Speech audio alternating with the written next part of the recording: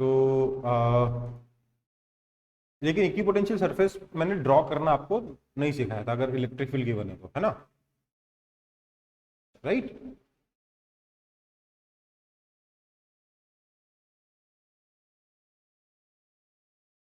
नहीं बताया था ना इक्विपोटेंशियल सरफेस ड्रॉ कैसे करते हैं?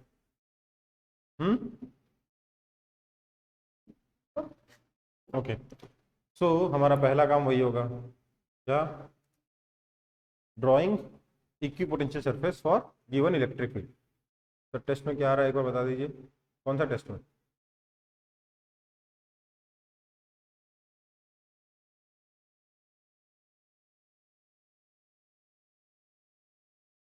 रिकॉर्डिंग ऑन है। टेस्ट में जो पढ़ाया है सब कुछ आएगा, ठीक है? चलो शुरू करते हैं। क्या बोल रहा था मैं?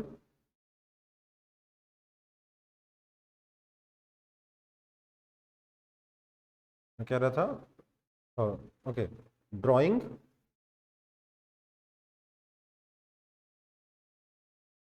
इक्विपोटेंशियल सरफेसेस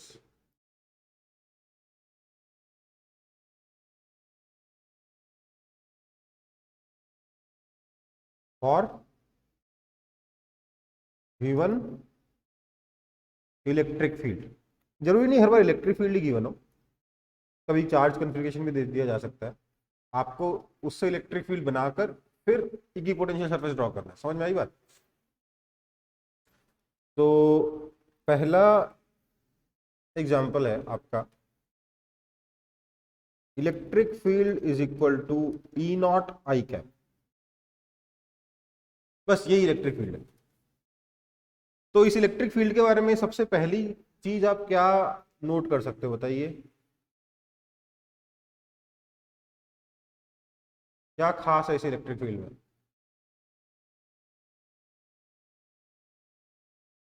हम्म।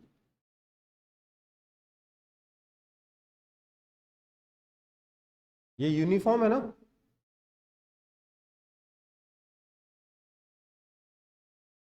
अलोंग एक्स एक्सिस, यही है ना भाई इसका मतलब? मतलब कि इलेक्ट्रिक फील्ड आपका कैसा है? मैंने इस डायरेक्शन को एक्स एक्सिस ले रखा है, इधर मैंने वाई एक्सिस ले रखा है, जेड एक्सिस बाहर की तरफ है, उसको हम ऐसे रिप्रेजेंट करते हैं, ठीक है?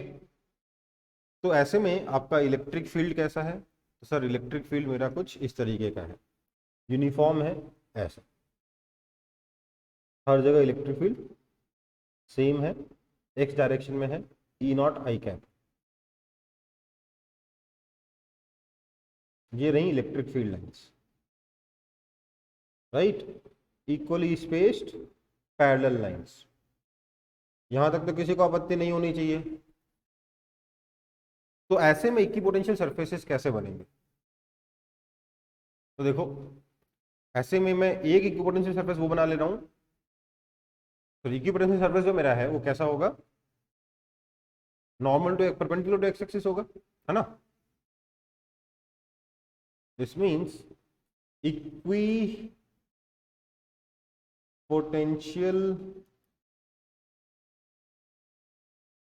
Surface is normal to X axis. और एक्स एक्सिस के नॉर्मल कौन सा प्लेन होगा?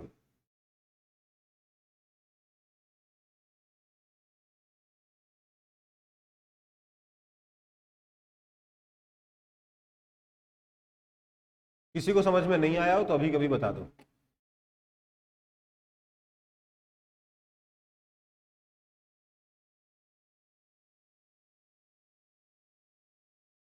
तो मेरे सॉरी सरफेसेस कैसे बनेंगे? एक्स एक्सिस के परपेंडिकुलर। तो मैं पहला प्लेन तो वही वाईजेड प्लेन ही ले रहा हूँ। ये एक प्लेन हो गया, वाईजेड प्लेन, है ना? दिख रहा है सब लोगों को? ये प्लेन आपके इलेक्ट्रिक फील्ड के परपेंडिकुलर है, हाँ या ना? हम्म। दिख रहा है कि नहीं दिख रहा है? इसके पैरेलल कोई और प्लेन भी ले सकते हैं हम लोग, तो हमने एक प्लेन यहाँ चूज कर लिया।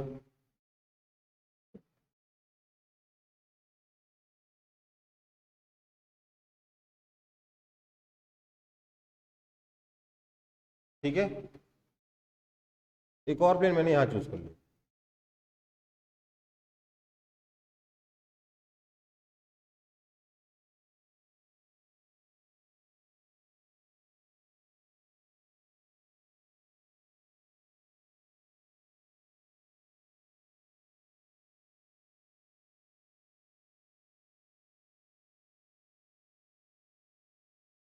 ठीक है, इस तरीके के बहुत सारे प्लेन्स बनेंगे जो इस इलेक्ट्रिक फील्ड के परपेंडिकुलर है, हाँ या ना, हाँ या ना, समझ में आ रही बात।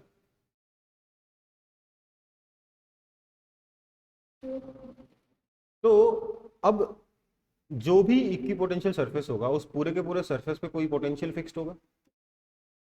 तो लेट्स से मैं यहां पर अपने मन से लिख रहा हूं पोटेंशियल एक, कि लेट्स से यहां का पोटेंशियल 0 वोल्ट,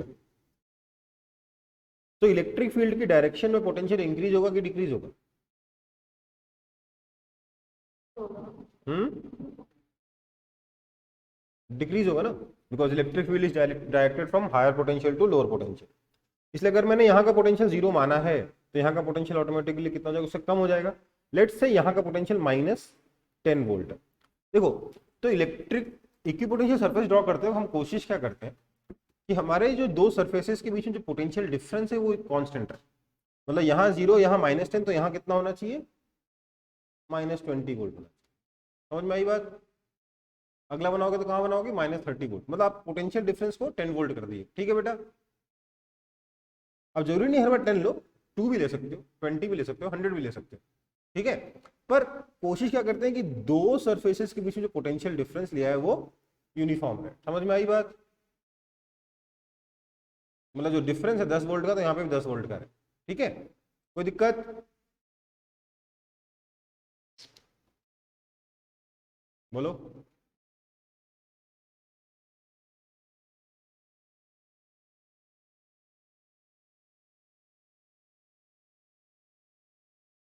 कोई दिक्कत। ओके, सो अब ध्यान दीजिए, इस कांस्टेंट डिफरेंस देने से क्या फर्क पड़ेगा। देखिए, हमें मालूम है कि जो डेल्टा वी होता है that is equal to minus E vector dot delta R vector, right, है ना। और अगर हम इलेक्ट्रिक फील्ड की डायरेक्शन में मूव कर रहे हैं तो हम ये भी लिख सकते हैं delta V is equal to minus E delta R. That means delta R is equal to delta V by E. चलो माइनस लगा लो, कोई दिक्कत नहीं। ठीक है, हमें मैग्नीट्यूड से मतलब है इससे। हम क्या सोच रहे हैं यहाँ पे, as electric field increases equipotential surfaces are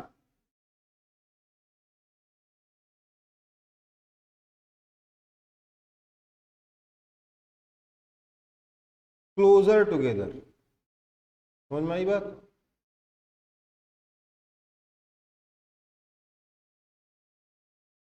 ठीक है बेटा, कोई दिक्कत है इसमें, क्योंकि अगर ई बढ़ेगा तो डेल्टा आर छोटा होगा, मतलब दो सरफेसेस के बीच में जो डिस्टेंस है वो कम हो जाएगा। समझ में आई बात। तो जहां पे इलेक्ट्रिक फील्ड ज्यादा होगा वहां इक्विपोटेंशियल सरफेसेस पास पास में होंगे, मतलब पोटेंशियल बहुत तेजी से चेंज हो रहा होगा, राइट, है ना।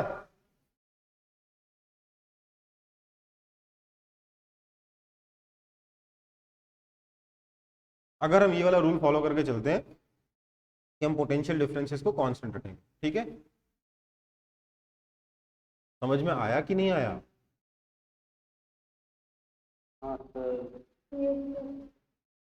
कॉपी कर लो, फिर आगे बढ़ते हैं।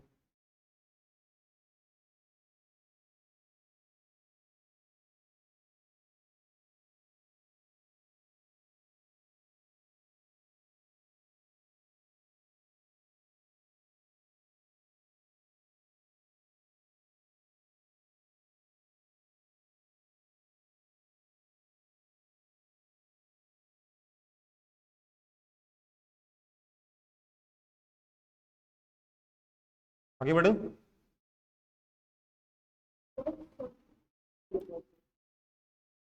तो सेकंड, अच्छा,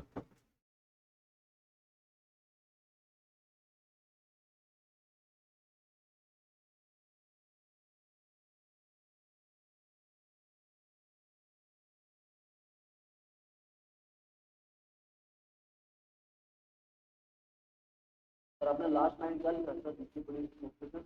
आर क्लोजर टुगेदर, यही चीज समझा रहा हूँ इतनी देर से कि जो जैसे अगर आपका इलेक्ट्रिक फील्ड बढ़ेगा तो डेल्टा आर डिक्रीज हो जाएगा, है ना, मतलब दो सरफेसेस के बीच में डिस्टेंस कम हो जाएगा।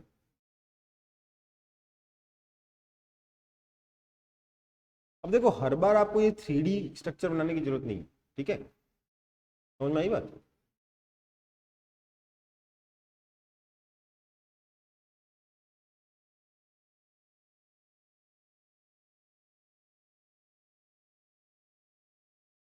आगे बढ़े।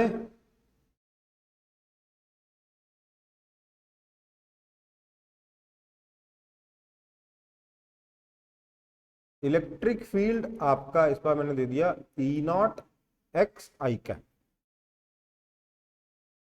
ठीक है, तो क्या करोगे, इसका क्या मतलब है, इसका मतलब ये रहा कि ये मान लीजिए मेरा वाई एक्सिस है, ये मेरा एक्स एक्सिस है,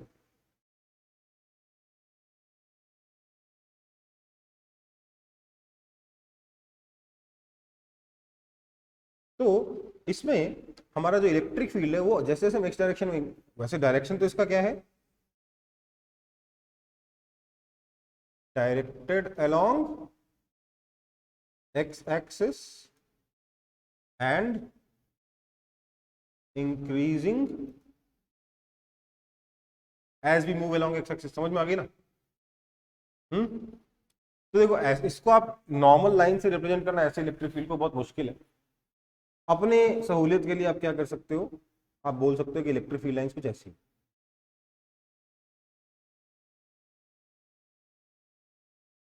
ये मैं मिटा दूंगा, सिर्फ दिखा रहा है ना, इधर इलेक्ट्रिक फील्ड कम है, इधर इलेक्ट्रिक फील्ड ज्यादा है, राइट, समझ में आ गई बात। आगे बढ़े। तो ऐसे में हम इक्वी पोटेंशियल सरफेस कैसे ड्रॉ करेंगे, वैसे तो हम प्लेन ड्रॉ करेंगे, बट मैं प्लेन्स ड्रॉ नहीं कर रहा हूं, मैं सिर्फ लाइन से प्लेन रिप्रेजेंट करूंगा। तो मैंने बोला this implies equipotential surfaces कैसे होंगे,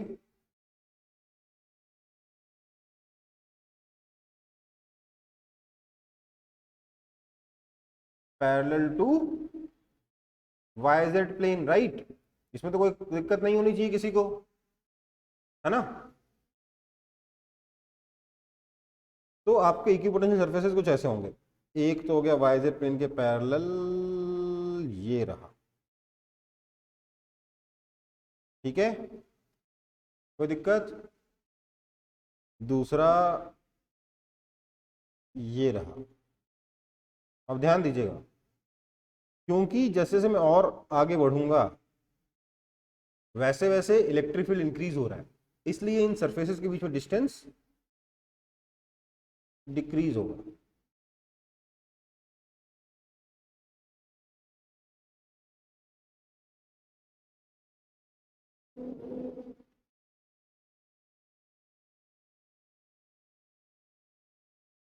समझ में आ रही बात, है ना। नंबर अपने मन से लिख दो चाहो तो, मान लीजिए मैंने यहाँ 100 वोल्ट लिख लिया, तो यहाँ क्या हो जाएगा, कम हो जाएगा 90 वोल्ट, यहाँ 80, यहाँ 70, 60, 50, हम equal distance, equal potential differences पे लाइन ड्रॉ करते जा रहे हैं। यहाँ पे लाइंस पास पास में, मतलब यहाँ पे इलेक्ट्रिक फील्ड ज्यादा है, यहाँ पे लाइंस दूर दूर है, इसलिए यहाँ पे इलेक्ट्रिक फील्ड कम है। किसी को दिक्कत?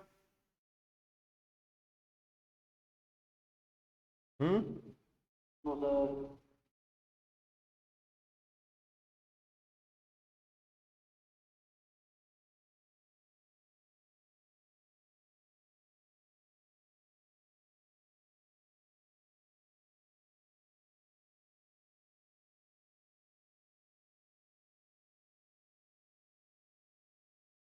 किसी को दिक्कत है इक्विपोटेंशियल सरफेसेस ड्रॉ करने में अभी तक?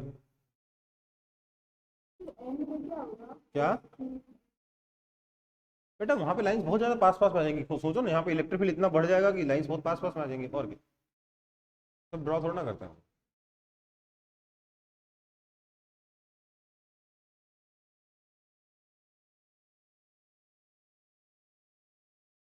आगे बढ़े।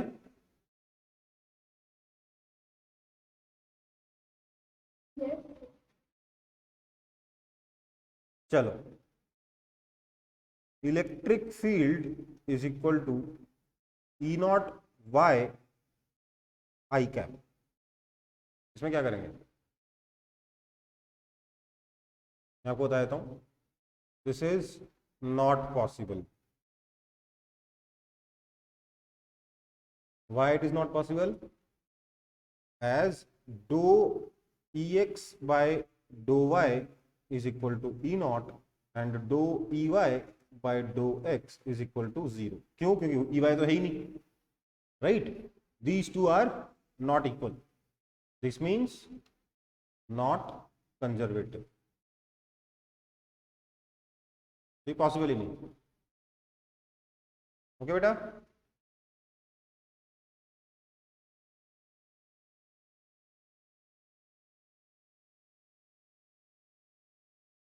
बट फिर भी अगर गलती से बोर्ड एग्जाम्स में आ जाए तो आप बस बोलना कि ये आपका क्या है, एक्स एक्सिस के, मतलब आप पोटेंशियल डिफरेंस एक्चुअली डिफाइन ही नहीं कर पाओगे ना ऐसे ऐसे फील्ड के लिए, क्योंकि कंजर्वेटिव नहीं है। लेकिन क्या करोगे, अगर जबरदस्ती आ जाए बोर्ड एग्जाम वगैरह में, तो आप बोलोगे भैया एक्स एक्सिस के परपेंडिकुलर एक प्लेन बना के छोड़ देना, दूसरा मत बनाना, ठीक है? ये ऐसा होगा, कहानी खत्म। आगे बढ़े फिर।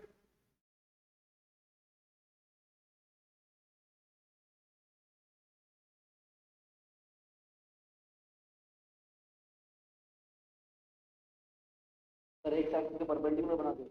बस, मतलब वाई जेड प्लेन का एक एक बना के छोड़ दोगे। क्यों? क्योंकि इसमें पोटेंशियल डिफरेंस रिप्रेजेंट नहीं कर पाओगे। सोचो, इसका मतलब क्या है, इलेक्ट्रिक फील्ड लाइंस ऐसी हैं, यहाँ पे डिस्टेंस ज़्यादा है, आगे जाके डिस्टेंस कम हो गया, और उसका आगे जाके डिस्टेंस और कम हो गया, राइट?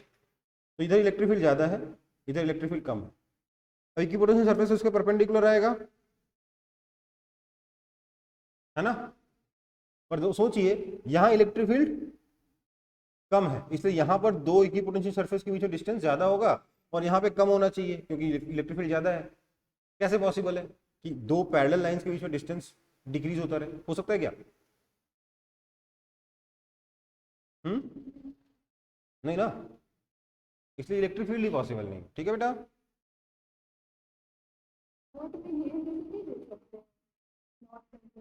बेटा बोर्ड में इतना, पहले तो ये सब सिलेबस में नहीं, बोर्ड के ये सब जो चीज़ें ना, इस सिलेबस में नहीं। फिर आप लिखाओगे, मान हो सकता है बोर्ड उसको एक्सेप्ट करे, हो सकता है बोर्ड वो सॉल्यूशन दे ही नहीं अपने उसमें सॉल्यूशंस में, फिर क्या करोगे? हालांकि नहीं आएगा इस तरीके का क्वेश्चन बोर्ड में, इतना मैं अश्योरेंस देता हूँ आपको। बट खुदा ना खास्ता गलती से आ गया कभी, तो समझ में आई बात? मतलब इतना गलत क्वेश्चन नहीं आएगा, पढ़े लिखे लोग बनाते हैं पेपर, आई होप। ठीक है, आगे आगे बढ़े।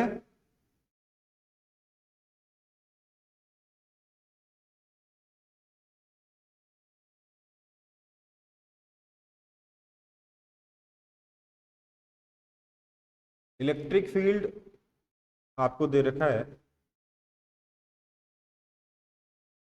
चलो, electric field due two point charge.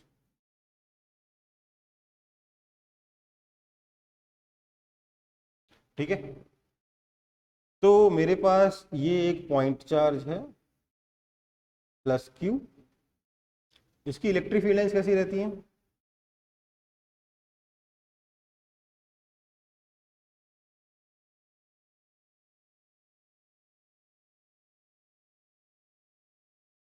ऐसे रेडियली रहती हैं।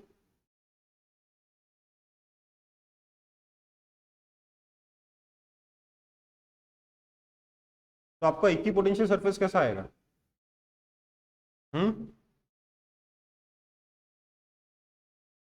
हर एक पॉइंट पे इन लाइन के परपेंडिकुलर होना चाहिए, तो कैसा होगा इक्विपोटेंशियल सरफेस? सर्कुलर होगा। स्फेरिकल होगा, है ना।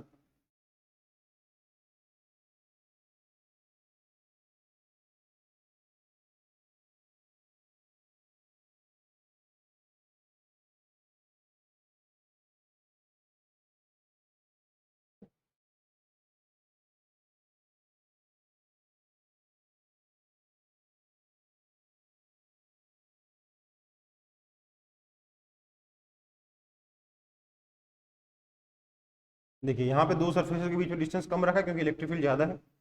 जैसे जैसे मैं दूर जाऊंगा इलेक्ट्रिक फील्ड डिक्रीज होता रहेगा और दो सरफेसेस के बीच में डिस्टेंस इंक्रीज होता रहेगा, है ना।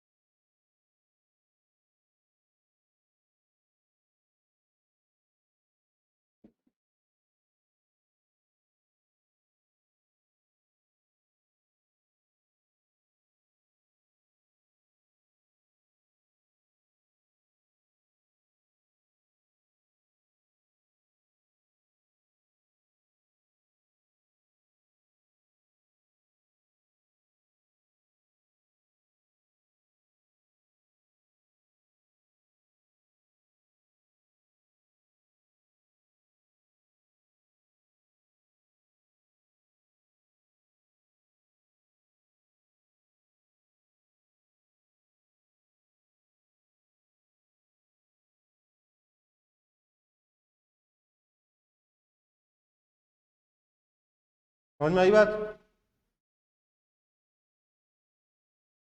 हाँ या ना। ये इक्विपोटेंशियल सरफेसेस बनेंगे। जैसे जैसे दूर जाएंगे वैसे वैसे, क्योंकि इलेक्ट्रिक फील्ड डिक्रीज हो रहा है वैसे, इसलिए इक्विपोटेंशियल सरफेस के बीच में डिस्टेंस भी इंक्रीज हो रहा है। मतलब यहाँ पे मान लो अगर आपने पोटेंशियल माना है 100, यहाँ 90, यहाँ 80, यहाँ 70, ठीक है।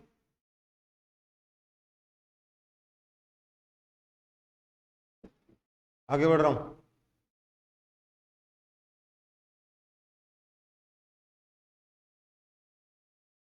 आप ऑब्वियसली यहाँ जीरो मान लोगे तो जीरो, मतलब चल सकता है ना, जीरो -10 चल सकता है, लेकिन हम जनरली इन्फिनिटी पे जीरो मानते हैं तो उसको बढ़ाते आएंगे यहाँ पे, है ना। हाँ, अगर ये चार्ज नेगेटिव होता तो ये पोटेंशियल डिक्रीज होता रहता, सॉरी इंक्रीज होता रहता। कॉपी हो गया। हो गया sir.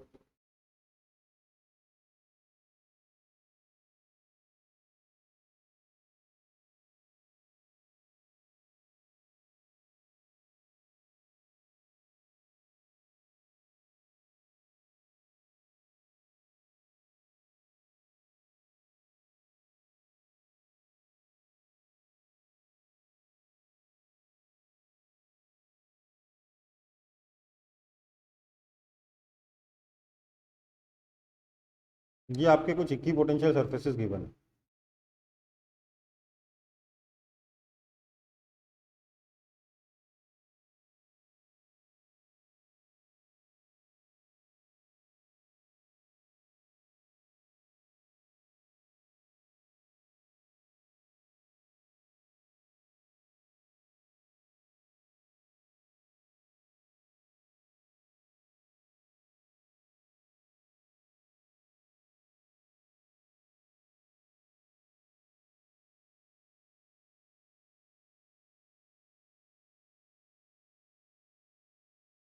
All of these are parallel lines, okay. This angle is 30 degree. This is 10, 20, 30, 40, 50, ये मीटर में है। And the potential is, let's say, 50 volt, 60 volt, 70 volt, 80 volt, 90 volt, 100 volt, ठीक है बेटा। Now we need to find electric field, okay. Question समझ में आया।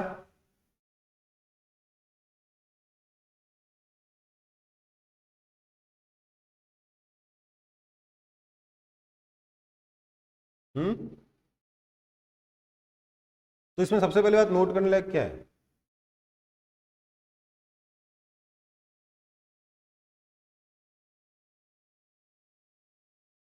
Equally spaced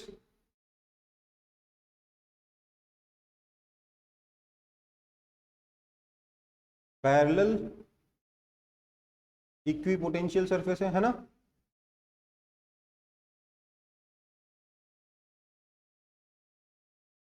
इसका मतलब क्या हो गया, इलेक्ट्रिक फील्ड इज यूनिफॉर्म। कोई दिक्कत है इसमें?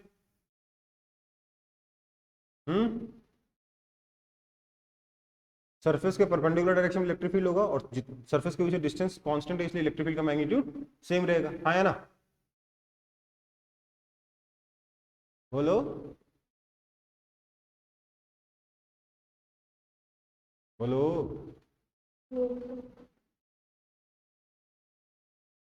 ठीक, तो मुझे बताइए इस इलेक्ट्रिक फील्ड का डायरेक्शन किधर होगा? सरफेसेस के परपेंडिकुलर, लेट्स से यहाँ से ड्रॉ करता हूँ सरफेस, इलेक्ट्रिक फील्ड सरफेसेस के परपेंडिकुलर मतलब ऐसे या ऐसे होगा, है ना? तो ऊपर जाएगा कि नीचे जाएगा बताइए तो।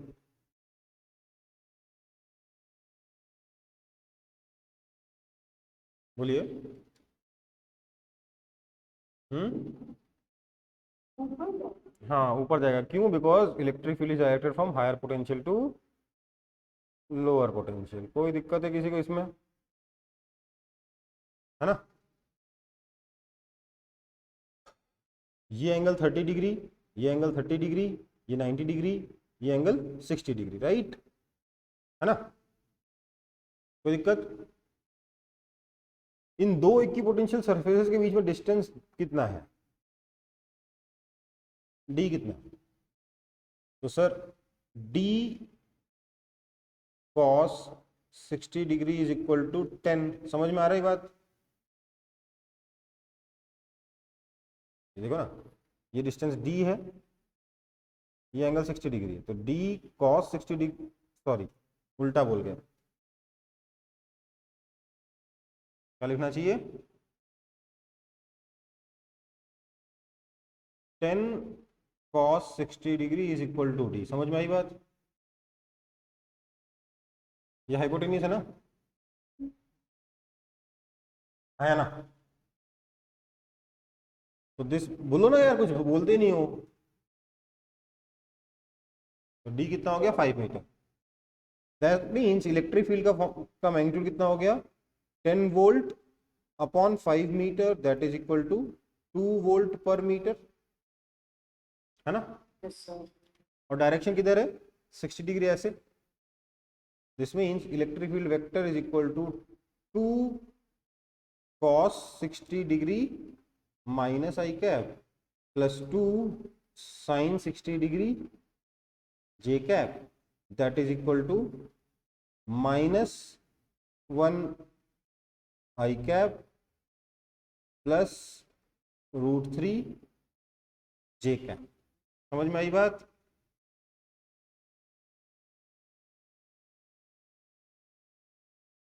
क्या है? Volt per metre. किसी को दिक्कत है तो बता दो।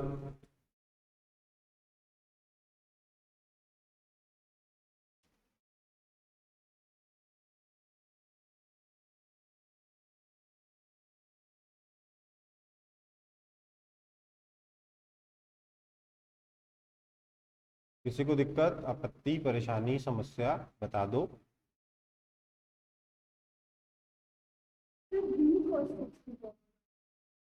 हाँ, उस राइट एंगल ट्रायंगल को देखिए, ये 10 है, ये डी है, और राइट एंगल कहाँ बन रहा है? यहाँ बन रहा है ना, ये 60 डिग्री है। बोली तो, राइट एंगल तो यहाँ बन रहा है ना। तो बताइए cos 60 डिग्री क्या होगा? Adjacent D by hypotenuse 10। तो डी कितना आ गया? 10 cos 60 डिग्री आया कि नहीं आया?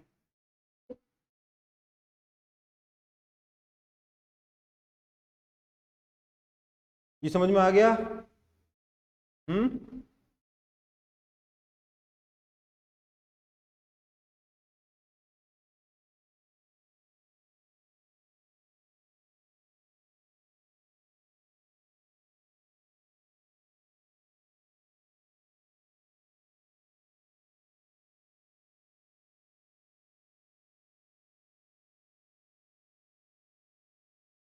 समझ में आया कि नहीं?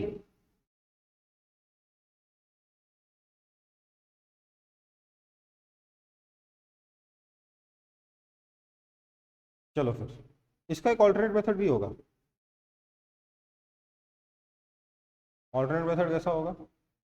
सर हाँ, सर वो साइंस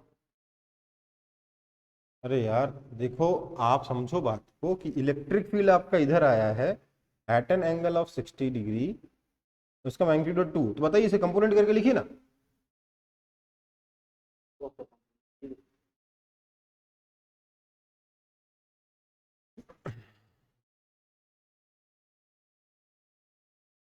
ओके, हम क्या बोलेंगे अब इसको, इसी को सॉल्व करने का एक दूसरा मेथड भी है। क्या है?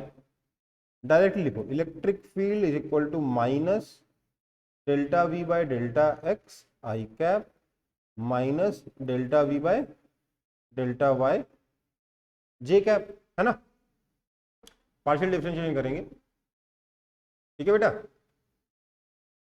डेल्टा मतलब हम लोग पार्शियल डिफरेंशिएशन करने वाले हैं। तो दिस इज इक्वल टू, जब मैं एक इक्विपोटेंशियल सरफेस से दूसरे इक्विपोटेंशियल सरफेस तक गया तो डेल्टा वी कितना हुआ? 10 हुआ, हाँ या ना? इधर से इधर गया मैं, 10 हुआ कि नहीं हुआ?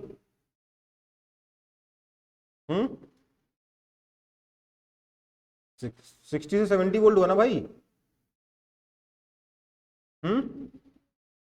तो minus 10 volt upon delta x कितना है? 10 से 20 गया तो ये भी 10 हुआ, हाँ या ना?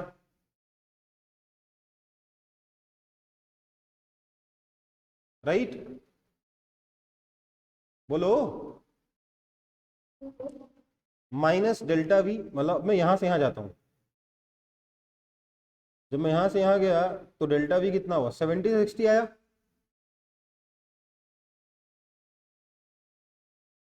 है ना? समझ में आई बात?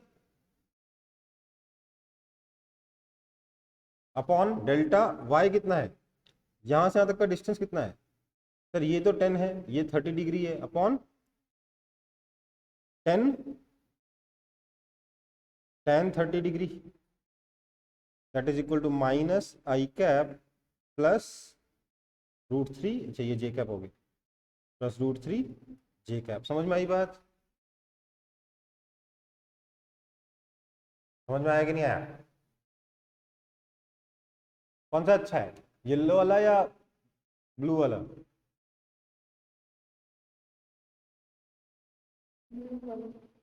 हम्म, ब्लू वाला जो है समझ में कौन सा ज्यादा आ रहा है? ठीक, दोनों आना चाहिए। ओके,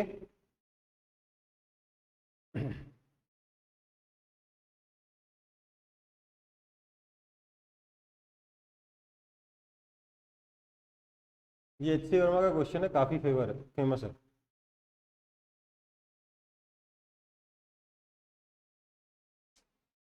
आगे बढ़े। Ayushi sir won't be taken मतलब? फॉर्मूला था ना e to the minus v2 by second वाला जो आपको सब्स्टिट्यूट है समझ में आ गया ना? कोई कंफ्यूजन अभी तो नहीं है ना? फर्स्ट वाला में से माइनस क्यों नहीं है e टू माइनस v2। हाँ, तो इसलिए तो minus delta we by delta x लिखा ना। तो ये जब इस पॉइंट से इस पॉइंट तक गए सेकंड वाले में, देखो सेकंड वाले में जैसे माइनस लिए है ना वो फॉर्मूला इसमें येलो वाले में नहीं है। बेटा येलो वाले में मैंने डायरेक्शन अलग से निकाला, मैग्नीट्यूड अलग से निकाला, है ना? देखो मैंने यहाँ वेक्टर लगाया ही नहीं है, ओके ठीक है?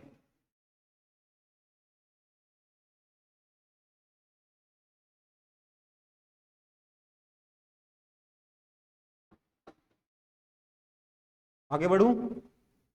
सर हम्म, आपने वहाँ पर क्योंकि मैं यहां से इधर गया, जब मैं वाई डायरेक्शन में गया तो पोटेंशियल डिक्रीज हुआ ना, 70 वोल्ट से 60 वोल्ट हो गया ना। चेंज इन पोटेंशियल कितना हुआ? 60 माइनस 70 हुआ ना बेटा?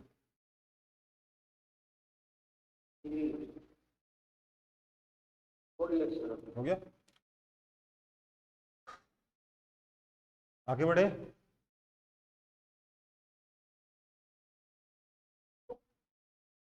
चलो, तो इक्वी पोटेंशियल सरफेस हमारा हो गया, ठीक है। चलो, अब एक मेजर टॉपिक है।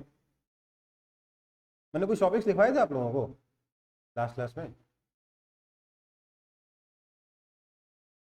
नहीं सर। तो अब एक मेजर टॉपिक है अर्थिंग।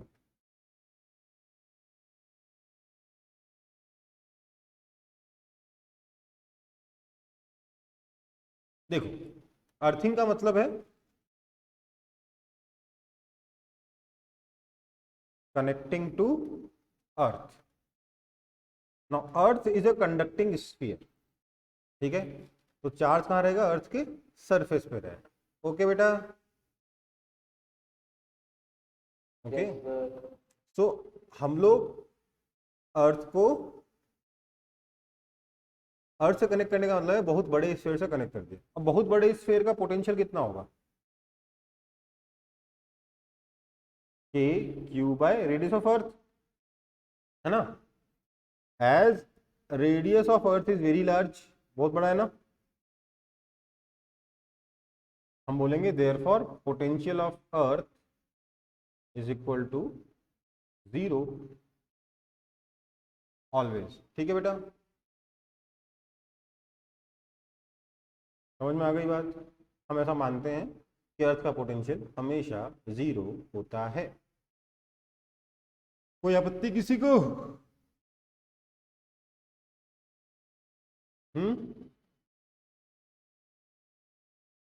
नाउ चार्ज किधर से किधर जाएगा? Charge moves from higher potential to lower potential, right? बोलो ना, चार्ज हमेशा हायर पोटेंशियल से लोअर पोटेंशियल की तरफ मूव करता है। सो हम क्या बोलेंगे यहाँ पे, इसका मतलब हुआ कि अगर हम किसी बॉडी का को जिसका पोटेंशियल पॉजिटिव है उसको अर्थ से कनेक्ट कर देंगे तो चार्ज वहां से अर्थ तक चला जाएगा, है ना, है ना।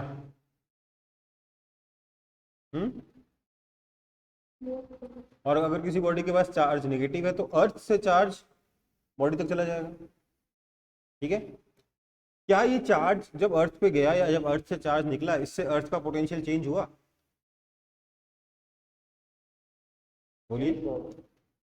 तो एक बहुत इंपॉर्टेंट बात, अर्थ acts as infinite source and sink of charge।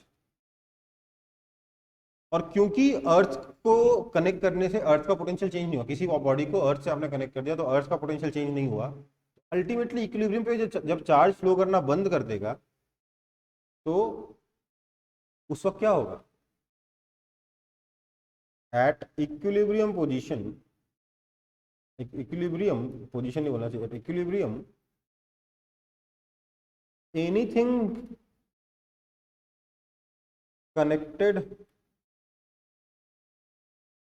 To earth will have कितना पोटेंशियल?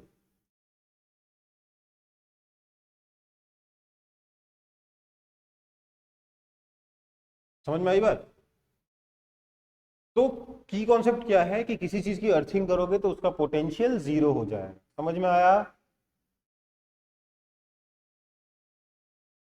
Yes sir. किसी चीज को अर्थ से कनेक्ट करोगे तो उसका पोटेंशियल 0 हो जाएगा। लोग दो क्वेश्चन करते हैं और अपने दिमाग से कॉन्सेप्ट बना लेते हैं, किसी चीज को अर्थ से कनेक्ट करोगे तो उसका चार्ज 0 हो जाएगा। ये गलत है, ठीक है। किसी चीज को अर्थ से कनेक्ट करोगे तो नियम क्या है? उसका पोटेंशियल 0 हो जाएगा, ठीक है। चार्ज 0 हो भी सकता है, नहीं भी हो सकता है। समझ में आई बात? तो एक पॉइंट लिख लो यहां पर, स्टार मार के, हैशटैग मार के, जो आपको पसंद आता है। क्या लिखोगे? The charge after earthing a body needs not to be zero। जिसको अर्थ किया उसका चार्ज जीरो होना जरूरी नहीं, जरूरी क्या है कि उसका पोटेंशियल जीरो हो जाए। ओके बेटा, किसी को कोई आपत्ति?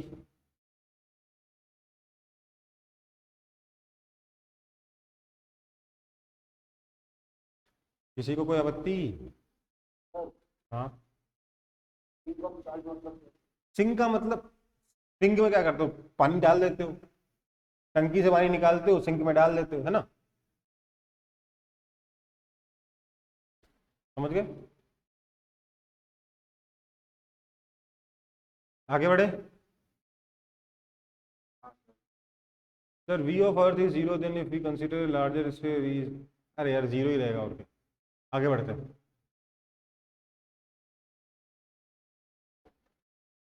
तो यहां सब देखिए, एग्जाम्पल है आपका, ये आपके पास एक स्फीयर है, जो भी स्फीयर है, इस पे चार्ज क्यू है। हमने इसको ऐसे अर्थ से कनेक्ट किया, अभी कनेक्शन पूरा नहीं हुआ, 3 लाइन ऐसे बनाएंगे, इसका मतलब क्या है, अर्थ है। ओके बेटा, ये 3 लाइंस क्या रिप्रेजेंट करेंगी, अर्थ। ओके, सो ये अर्थ है, ये सॉरी स्फीयर है जिसका रेडियस r है, ये की k है। Find the charge on the sphere, find the charge on the sphere if k is pressed। k को प्रेस कर देंगे तो उसके बाद स्फीयर पे चार्ज कितना हो जाएगा,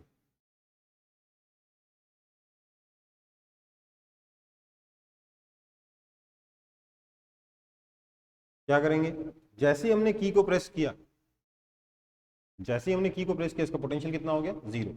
तो लेट्स से इसका चार्ज क्यू से चेंज होकर स्मॉल क्यू हो जाता है, तो V new is equal to zero, that means अब नया पोटेंशियल होगा कितना, K Q by R, that is equal to zero, that means charge Q will be equal to zero. यहां से लोगों के दिमाग में कंसेप्शन आ जाता है कि किसी चीज को अर्थ से कनेक्ट कर दो, सारा चार्ज अर्थ में चला जाता है, उसका चार्ज जीरो हो जाता है। ये गलत है। ओके बेटा,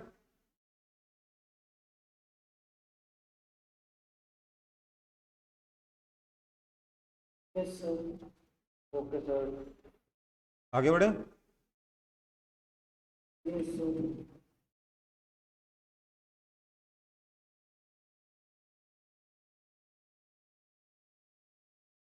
ये हमारे पास एक स्फीयर है जिसको हमने ऐसे अर्थ से कनेक्ट किया है, बट यहाँ पे एक हमने अमीटर लगा दिया।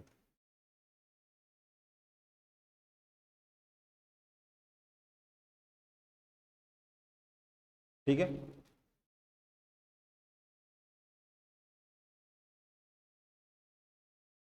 ये कंडक्टिंग स्फीयर, कैसा स्फीयर है, कंडक्ट। देखो, अर्थिंग सिर्फ कंडक्टिंग चीजों की होगी, क्योंकि मतलब इसको अर्थ से कनेक्ट कर दिया मतलब यहाँ का पोटेंशियल भी जीरो हो गया, यहाँ का पोटेंशियल भी जीरो हो गया, राइट। लेकिन अगर नॉन कंडक्टिंग हुआ तो फिर कोई मतलब ही नहीं ना इस चीज का। यहाँ वाला चार्ज यहाँ फ्लो करके आएगा ही नहीं, क्योंकि नॉन कंडक्टिंग है, तो अर्थिंग का कोई मतलब नहीं बचता। ठीक है बेटा, अर्थिंग हमेशा किसकी होगी, कंडक्टिंग बॉडीज की होगी। यहां पर बेटा एक चार्ज है, पॉइंट चार्ज क्यू। ये point charge constant velocity v से इस स्फीयर के सेंटर की तरफ आ रहा है। ठीक है, आपसे कहा गया है कि find the reading in a meter. Ammeter क्या करता है, करंट मेजर करता है ना। Find the reading in a meter when charge q is at a distance D from sphere. यहाँ पे डी फ्रॉम स्फीयर का मतलब क्या होगा, स्फीयर के किस पॉइंट से, डी, तो स्फीयर के सेंटर से डी। ठीक है बेटा, कोई दिक्कत है इसमें, कोई दिक्कत है?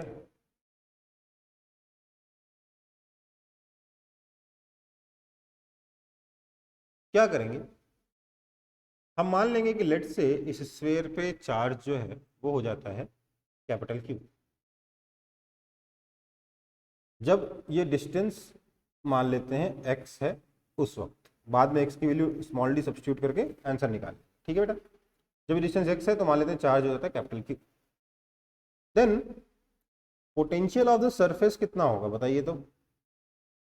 खुद के चार्ज कैपिटल क्यू की वजह से k कैपिटल क्यू बाय, अच्छा इसका रेडियस गिवन नहीं है, रेडियस r, ठीक है, k capital Q by r आया ना, रेडियस, इसका रेडियस गिवन है, ओके।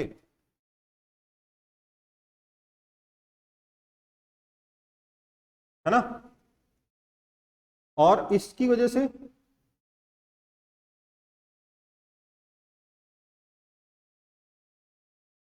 सरफेस बोले, पोटेंशियल ऑफ स्फीयर है ये, okay.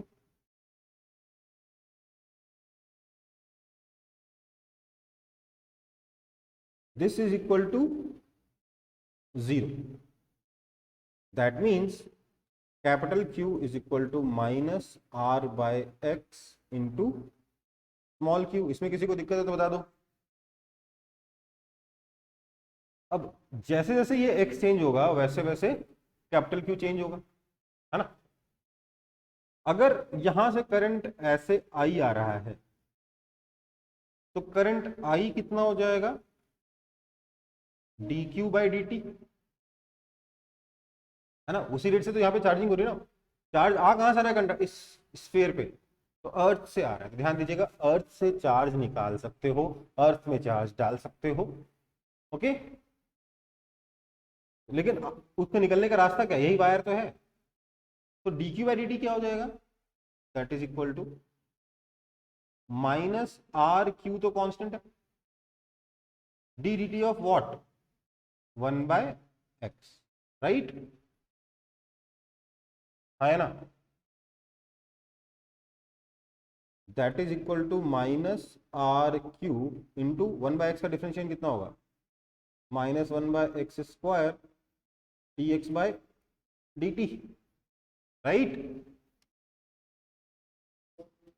That is equal to R Q by x square into D x by D T कितना है, माइनस वी।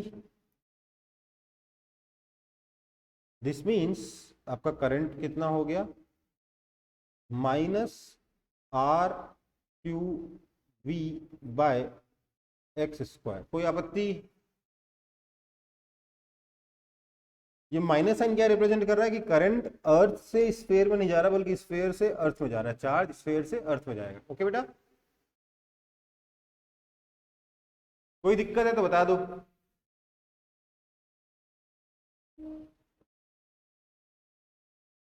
अच्छा, अब आपको आंसर में क्या देना है, डिस्टेंस डी है तो आपका आंसर हो जाएगा minus R Q V by D square, okay.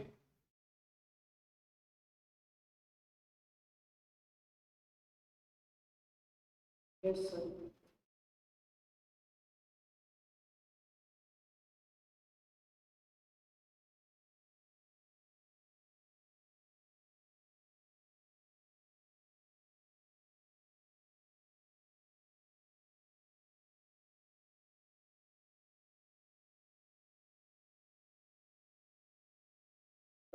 हाँ सर पहले से ट्री मान के चल रहे थे। बेटा, तो उसमें आपको ना कंफ्यूजन बहुत होता है डिफरेंशिएट करने में, डी डी सब हर जगह डी डी लिखा रहता है ना, कंफ्यूजन होता है इसलिए।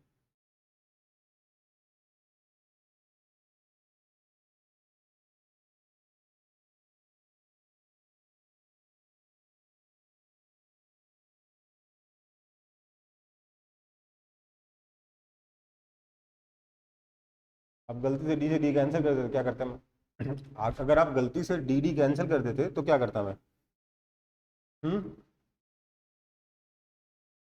आगे बढ़े।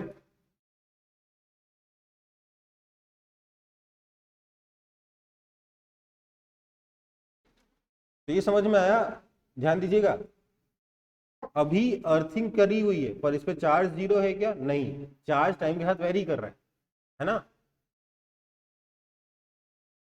समझ में आई बात?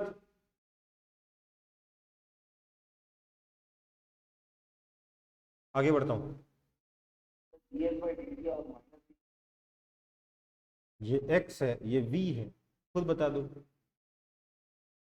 तो माइनस डायरेक्शन से मतलब नहीं है, इस v की वजह से x इंक्रीज हो रहा है कि डिक्रीज हो रहा है? बस आगे बढ़े।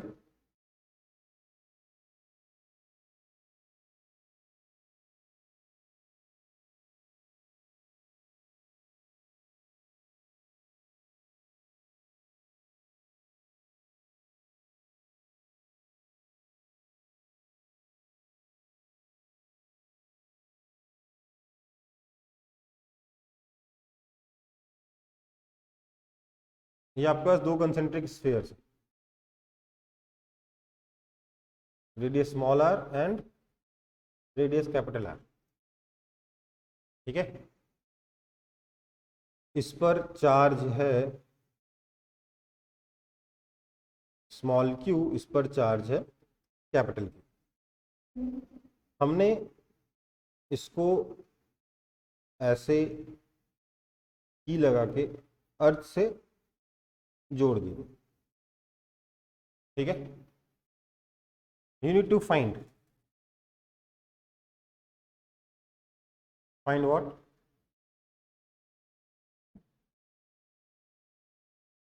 चार्ज ऑन पहला है, चार्ज, अच्छा ऐसे नहीं करना, फाइंड पहला charge on each surface before pressing the key. दूसरा है charge on each sphere after pressing the key. तीसरा है charge on each surface after pressing the key. और चौथा है charge phloem through the key. ठीक है, ओके बेटा, कोई दिक्कत? क्वेश्चन समझ में आया? क्या करना है, सॉल्व तो बाद में करेंगे।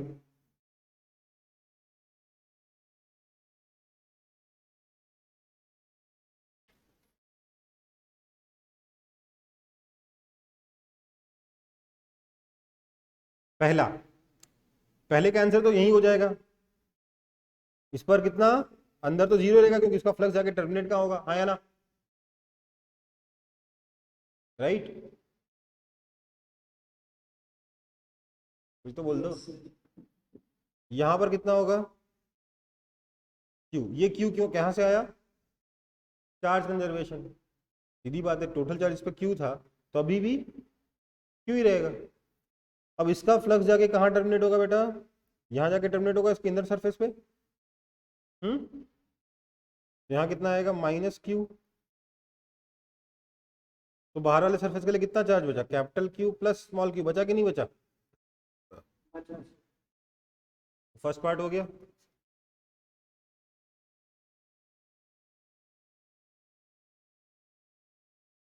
राइट, कोई दिक्कत?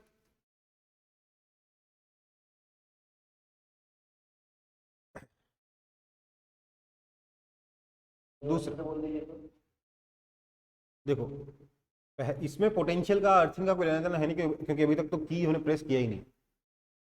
पर क्या होगा, देखिए, ये चार्ज Q का कोई भी पार्ट अंदर नहीं आ सकता, क्योंकि अंदर वाले सरफेस पे चार्ज आ गया तो ये यहां से फ्लक्स निकलेगा, फ्लक्स जाके टर्मिनेट कहाँ होगा, जगह ही नहीं है, कोई निगेटिव चार्ज है ही नहीं, राइट। तो इसलिए अंदर वाले सरफेस पे 0 आएगा, तो यहाँ पे कितना बचा, Q बचा, राइट। अब इस Q का जो फ्लक्स निकलेगा वो कहाँ टर्मिनेट होगा, इस स्फीयर के इनर सरफेस पे। तो इस स्फीयर के इनर सरफेस पे चार्ज कितना आएगा, -Q आएगा, क्योंकि यहाँ पे Q है तो इसका फ्लक्स टर्मिनेट होने के लिए -Q चार्ज चाहिए, राइट। Yes sir. तो यहाँ -Q चार्ज आ गया, टोटल चार्ज कैपिटल Q है, तो आउटर सरफेस पे कितना बचा, कैपिटल टी। ठीक है। Second, charge on each sphere after pressing the की। एक बार की को प्रेस कर दिया, उसके बाद ईच स्फीयर पे कितना चार्ज होगा, देखो भैया, इनर पे तो स्मॉल Q रहेगा, इनर का चार्ज तो चेंज हुआ ही नहीं, हाँ या ना, इनर पे चार्ज चेंज होगा क्या, हाँ सर। आउटर का चार्ज अननोन है अभी, क्यों, ध्यान दीजिएगा, जिसको अर्थ से कनेक्ट कर दिया उसका चार्ज अननोन हो गया, उसका चार्ज अननोन हो गया, लेकिन क्या है, उसका पोटेंशियल नोन है, राइट। तो V आउटर कितना है, 0। तो इसी की इक्वेशन लिखते हैं। तो लेट से इसका चार्ज जो है वो Q से चेंज होके Q डैश हो गया, ठीक है, यहां मैंने Q डैश लिख दिया, ठीक है। क्या हो जाएगा, वी विल हैव आउटर का पोटेंशियल कितना हो जाएगा, K Q dash by capital R due to इसका खुद का चार्ज, प्लस अंदर वाले की वजह से K Q बाय कैपिटल R, है ना। स्मॉल आर होगा ना। अरे भैया, ये स्फीयर इसके बाहर है ना, हमें इस स्फीयर का पोटेंशियल चाहिए, इस स्फीयर का नहीं चाहिए, ये वाला पॉइंट इस स्फीयर के बाहर है, तो बाहर वाला बाहर के पोटेंशियल का फॉर्मूला लगाइए ना, सेंटर से डिस्टेंस कितना है, R है ना।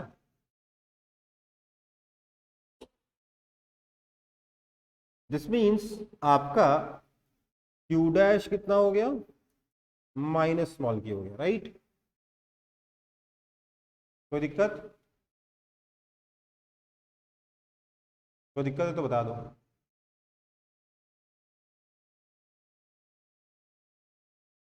कोई दिक्कत है,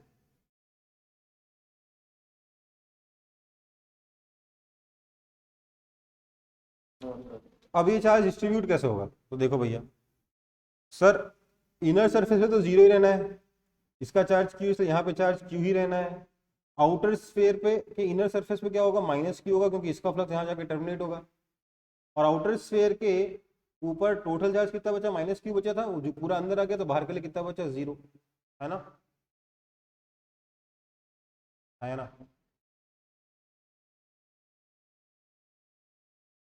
समझ में आई बात। बाहर 0 होगा। हाँ, चार्ज कंजर्वेशन अब तो, और क्या, मतलब चार्ज कंजर्वेशन का तो कुछ करना ही नहीं ना, यहाँ 0, यहाँ Q, यहाँ -Q, सिर्फ -Q तो चार्ज ही था, तो आउटर सरफेस के लिए कितना बचा, 0, 0 बचा कि नहीं बचा, देखो। अब यहाँ पे लोग फिर से अपना कॉन्सेप्ट डालते हैं, अच्छा तो जिस सरफेस से कनेक्ट किया उस सरफेस का चार्ज 0 कर दो, अरे मन गहन कॉन्सेप्ट ना बनाए प्लीज, अपने मन से जबरदस्ती के कॉन्सेप्ट ना बनाए, ऐसा कुछ भी नहीं है कि चार्ज का अर्थिंग से कोई रिलेशन नहीं है, अर्थिंग से किसका रिलेशन है, पोटेंशियल का, पोटेंशियल के लिए सॉल्व करेंगे, चार्ज आ जाएगा, ओके बेटा। यहाँ का चार्ज 0 क्यों हुआ आपको अभी मैं बताता हूँ, क्योंकि इसका पोटेंशियल 0 है, मतलब इन्फिनिटी से यहाँ आने में कोई वर्क नहीं होना चाहिए, मतलब यहाँ इलेक्ट्रिक फील्ड 0 है, यहाँ इलेक्ट्रिक फील्ड कब 0 होगा, जब यहाँ पे चार्ज 0 होगा, समझ में आई बात, हाँ या ना। Yes sir. तो थर्ड का आंसर क्या है, 0 Q -Q 0, समझ में आया। फोर्थ पार्ट में क्या बोल रहा है, charge phloem through the key, है ना।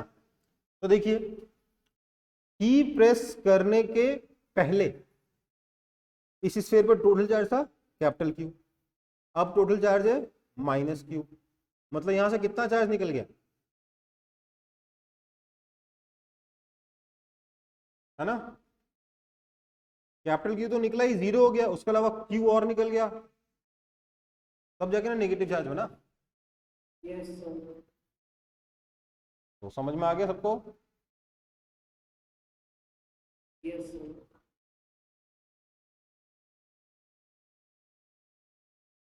देखो कोई बहुत कॉम्प्लेक्स चीज नहीं है, ठीक है।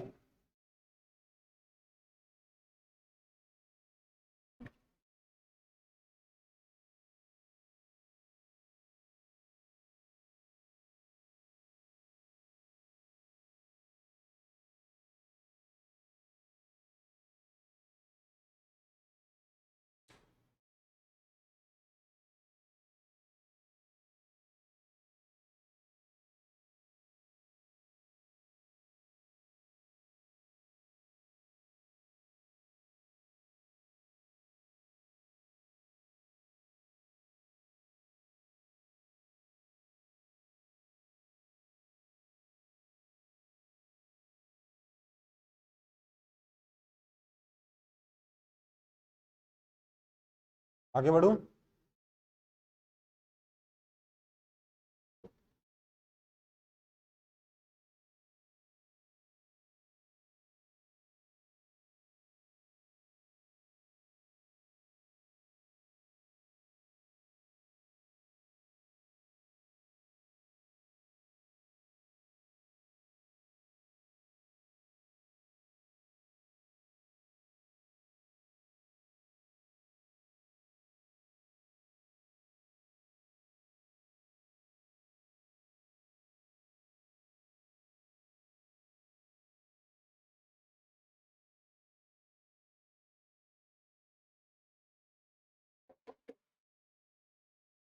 कुछ बचा है कि सब खत्म हो गया।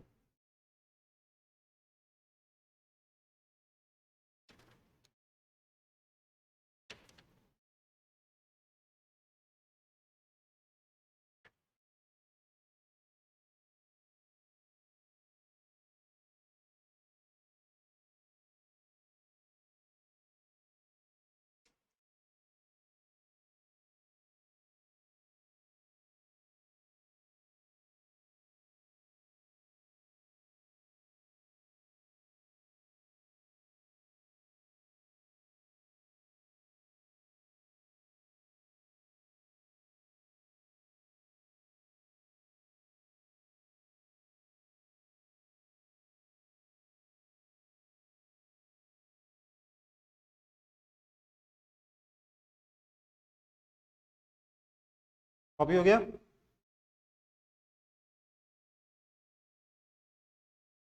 Yes sir.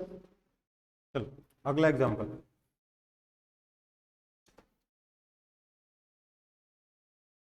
सेम क्वेश्चन है पिछला वाला ही।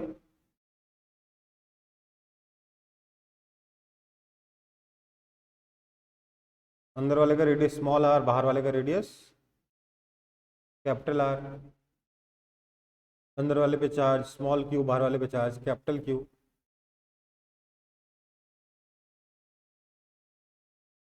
अर्थिंग इस बार अंदर वाले स्फीयर की करती। वो आप बोलोगे सर अर्थ को क्या आउटर स्फीयर के अंदर डाल दिया, दिखने में तो ऐसा ही लग रहा है ना, आया ना। Yes sir. एक्चुअली वायर इसके अंदर एक छोटा सा होल किया, उससे वायर बाहर निकाला और अर्थ से जाके कनेक्ट कर दिया, ठीक है। कोई दिक्कत। No sir. तो इस केस में मेरे को चार्ज डिस्ट्रीब्यूशन वगैरह जो भी पिछले बार पूछा गया सब निकालना है, बस अर्थिंग इस बार अंदर इनर स्फीयर की होगी, ओके। तो बिफोर की कहानी क्या होगी, बहुत सिंपल है। सबसे अंदर चार्ज जीरो, फिर क्यू, फिर माइनस क्यू, फिर capital Q plus small Q, right. इसमें तो कोई दिक्कत नहीं है। अंदर जीरो होता ही, इसके लिए क्यू बचा, यहाँ माइनस क्यू आना पड़ेगा, तो यहाँ पे capital Q plus small Q बचेगा, राइट। कोई दिक्कत। No sir. आफ्टर अर्थिंग कौन सा चार्ज चेंज होगा, कैपिटल क्यू की small Q? Small Q sir. Let's say small Q change हो गया, क्यू डैश हो गया, तो क्यू डैश अननोन है ना, लेकिन वी इनर का कितना होगा, इनर स्फीयर का पोटेंशियल कितना होगा, 0, क्यों? क्योंकि उसको हमने अर्थ कर दिया, राइट। इसका मतलब क्या हो जाएगा, अब इनर स्फीयर का पोटेंशियल लिखेंगे कैसे, खुद के चार्ज की वजह से के क्यू बाय या K Q dash by small R, है ना, और आउटर वाले की वजह से K capital Q by capital R. समझ में आई बात? आउटर स्फीयर की वजह से अंदर का पॉइंट, मतलब अपना सरफेस का पोटेंशियल लिखेगा ना ये।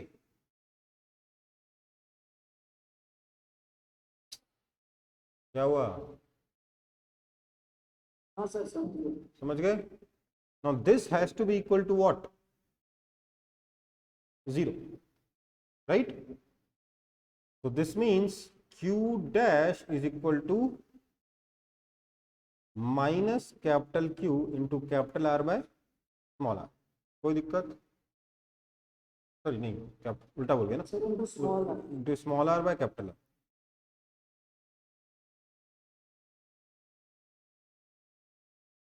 मैं ये वाली मिस्टेक वैसे 3 दिन से बहुत कर रहा हूँ, पता नहीं क्यों। Q dash equal to minus capital Q into small r by capital R, ठीक है। सो अब चार्ज डिस्ट्रीब्यूशन कैसे होगा सर, अंदर तो रहेगा 0, अंदर तो रहेगा 0, यहाँ आ जाएगा Q डैश, यहाँ आ जाएगा माइनस Q डैश, यहाँ आ जाएगा capital Q plus Q dash, और Q डैश की वैल्यू ये रही, है ना। Yes sir. समझ में आई बात? तो चार्ज फ्लोन कितना होगा, चार्ज थ्रू की कितना होगा, मान लेते हैं वो चार्ज Q1 फ्लो करके आता है, तो Q1 will be equal to नया चार्ज Q डैश माइनस पुराना चार्ज Q, that is equal to minus QR by R minus Q, that is equal to minus capital Q small r plus small q capital R by capital R, ठीक है। Yes sir.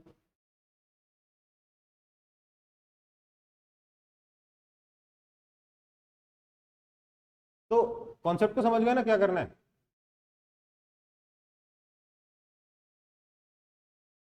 अब अगर 3 concentric spheres हो गए तो क्या करेंगे, same कहानी है ना, लेकिन 3 कंसेंट्रिक स्फीयर्स में एक स्पेशल क्वेश्चन बनता है, इसमें सॉल्व तो करना होगा हमें उसे, उस एक ही क्वेश्चन को करेंगे, इजी वाला नहीं करेंगे, इजी वाला यही काम करना है, बस कैलकुलेशन ज़्यादा हो जाएगी।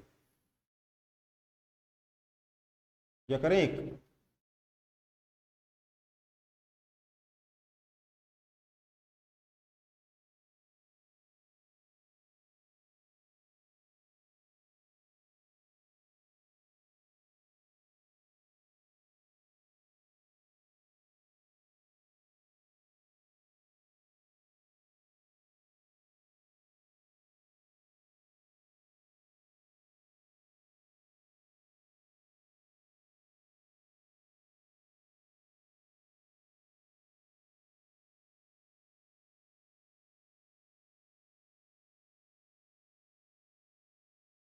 आगे बढ़ूं? Yes sir. एक सिंपल कर लेते हैं, एक बार इक्वेशन तो देखने को मिले आपको कि कैसी दिखती है। देखो मैं इसलिए बता रहा हूँ क्योंकि ये ऐसा सिमिलर क्वेश्चन अभी रिसेंटली दोबारा आ रहे हैं, जेई मेन में भी आए हैं, जेई एडवांस में भी आए हैं, कंसेंट्रिक स्फीयर्स पे, ठीक है। इनफैक्ट ये कभी आना बंद हुए ही नहीं थे, हमारे टाइम पे भी आते थे, आज भी आ रहे हैं।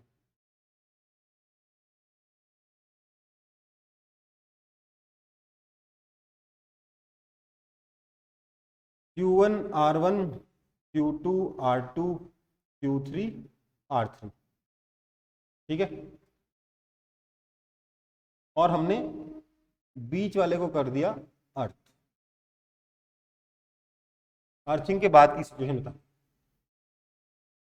तो सीधी सी बात है, Q2 जो है वो क्या हो गया, अननोन हो गया जैसे ही अर्थ किया उसे, हाँ है ना।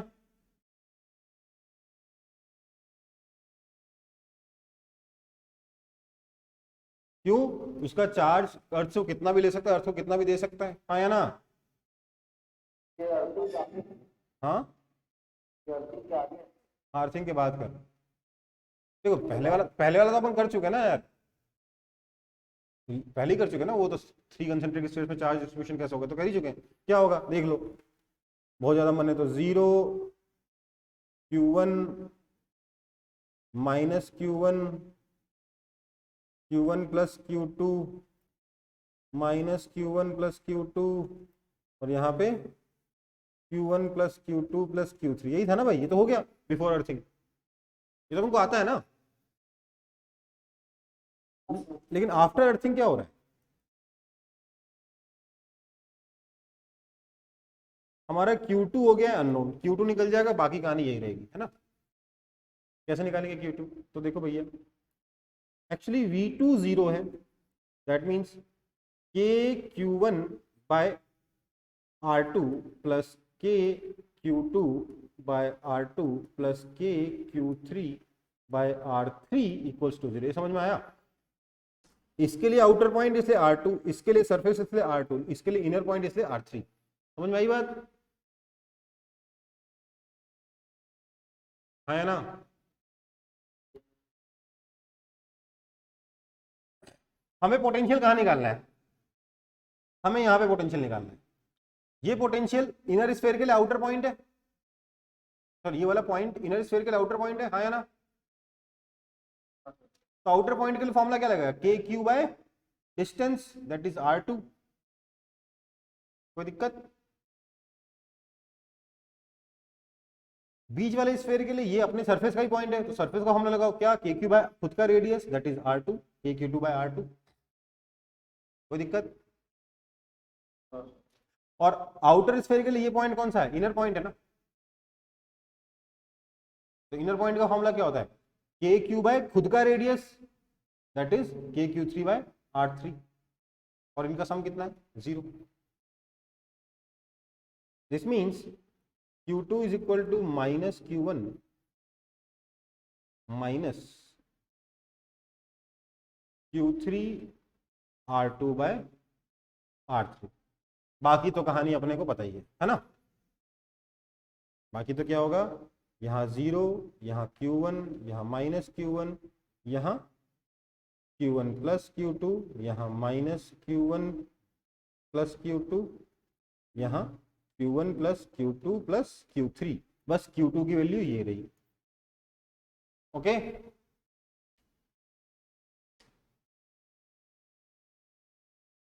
तो Q1 प्लस Q2 कितना होगा, minus Q3 R2 bye R3। ये दो जगह यूज हो रहा है Q1 प्लस Q2, इसलिए अलग से निकाल लिया, है ना।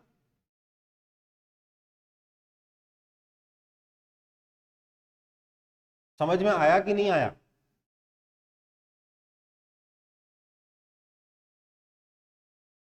समझ गए। अगर यहाँ का इलेक्ट्रिक फील्ड निकालने के लिए बोला जाए तो क्या करोगे, इसकी वजह से इलेक्ट्रिक फील्ड, इसकी वजह से इलेक्ट्रिक फील्ड और इसकी वजह से 0, है ना।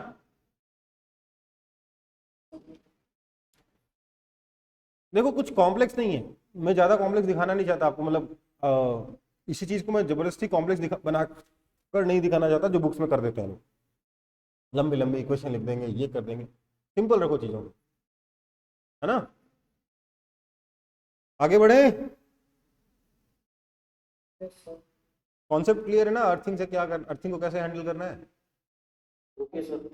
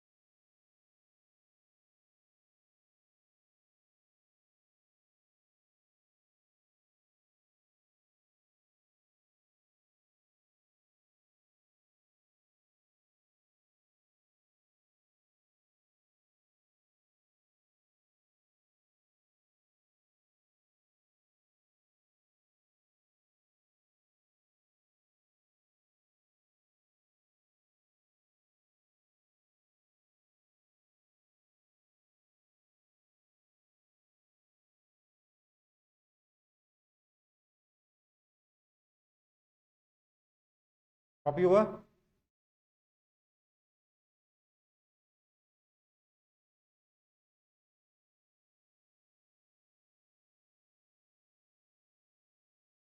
हो गया ना कॉपी?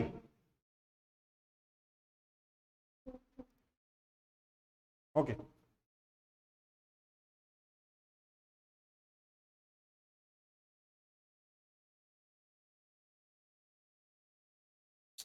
चलो यार, जैसा बन गया बन गया।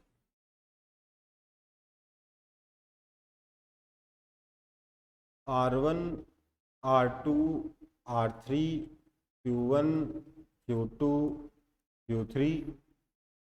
और इस बार हमने क्या किया है, हमने अंदर वाले को भी अर्थ कर दिया और हमने बाहर वाले को भी अर्थ कर दिया। उस तरीके जैसे दोनों का अर्थ क्या हुआ, Q1 भी अननोन है, Q3 भी अननोन है।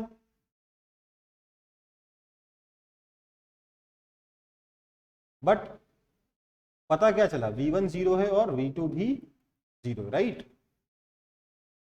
हाँ या ना? अच्छा, इससे ऐसे जगह नहीं बनेगी। V1 भी 0 और V2 भी 0, राइट?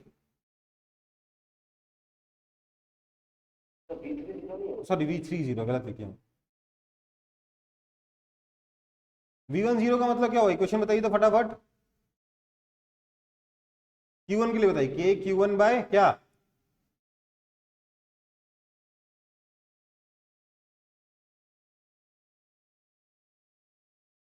यहां क्या लिखेंगे?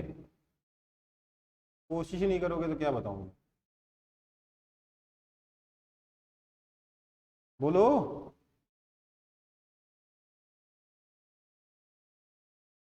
और V3 के लिए क्या लिखेंगे?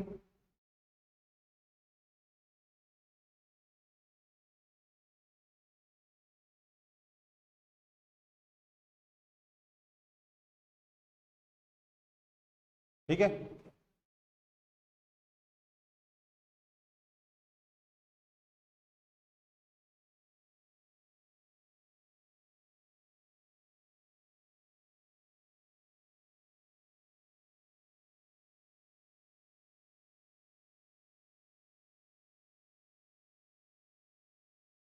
ठीक है।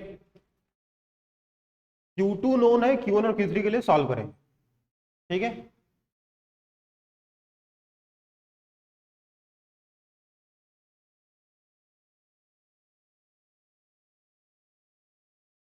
थोड़ी मेहनत लगेगी। यहां से Q1 की वैल्यू सब्स्टिट्यूट निकाल कर माइनस Q2 प्लस Q3 यहां डाल देंगे तो Q3 निकल आएगा, उसकी वैल्यू फिर से यहां डाल देंगे तो Q1 निकल आएगा, ठीक है। समझ में आई बात?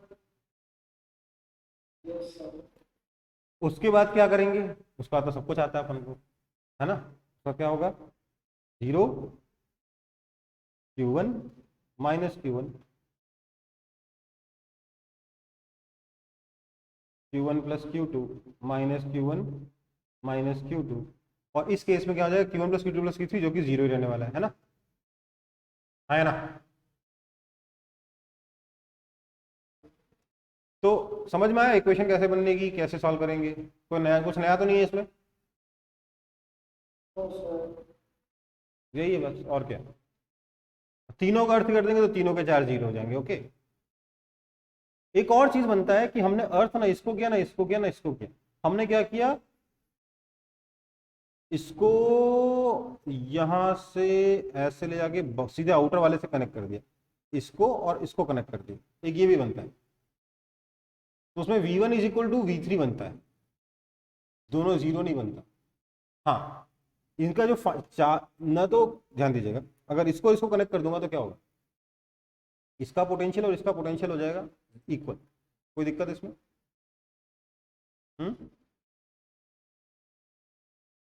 लेकिन वो 0 नहीं होगा। और दूसरी बात, इसका चार्ज प्लस इसका चार्ज कितना हो जाएगा, Q1 प्लस Q3,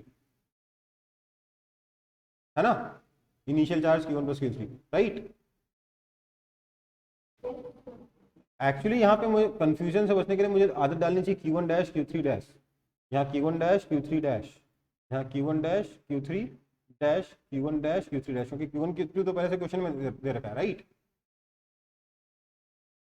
है ना। समझ में आ रही बात कि नहीं आ रही बात समझ में?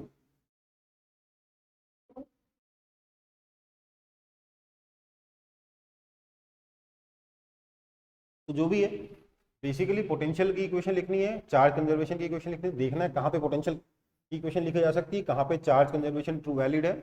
इन दोनों को देखकर इक्वेशन बनानी है, उनको सॉल्व करना है, हमेशा यही करना होगा और कुछ नहीं करना होगा। ठीक है बेटा।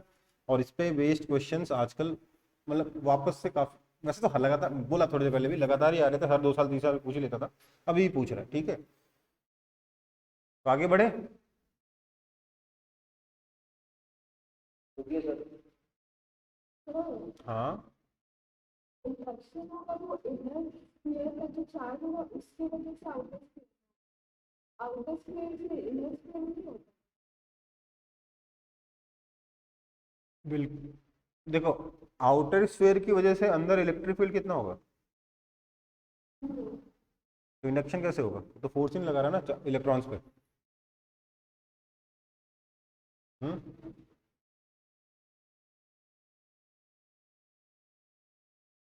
आगे बढ़े। Okay sir. हम्म,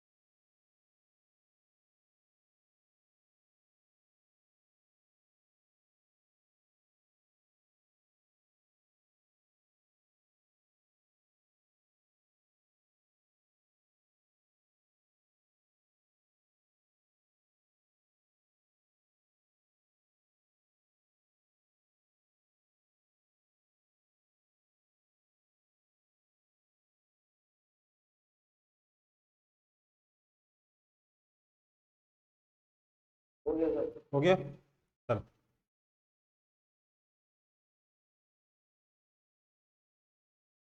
अच्छा एग्जांपल नहीं है, अगला टॉपिक है पैरेलल शीट्स, जो हम लोग शुरू किए थे पहले इलेक्ट्रिक फील्ड पढ़ने के बाद, कंप्लीट नहीं किए थे, वो करना है, लिख लीजिए।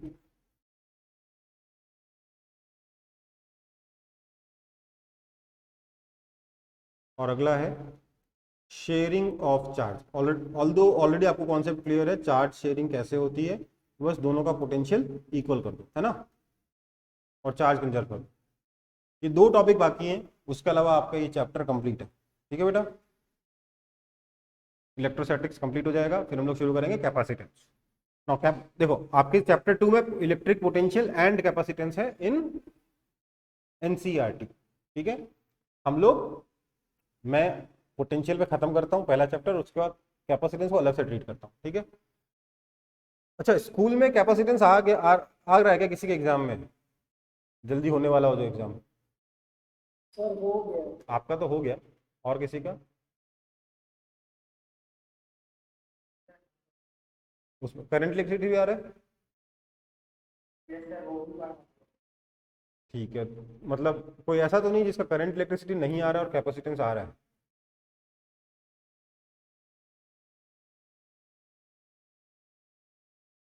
एक्चुअली आई प्रेफर कि पहले करंट इलेक्ट्रिसिटी पढ़ाया जाए, बाद में कैपेसिटेंस पढ़ाया जाए। मैं इस चीज़ को प्रेफर करता हूँ, हालांकि दूसरे तरीके से भी हैंडल किया जा सकता है, कोई बड़ी बात नहीं।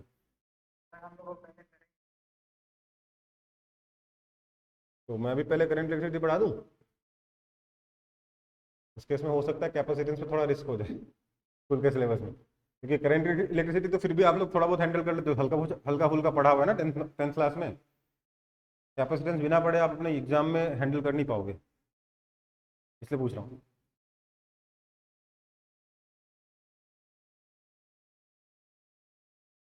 सोच लेना, नेक्स्ट क्लास में बता देना, ठीक है, क्योंकि नेक्स्ट क्लास में ही शुरू होगी।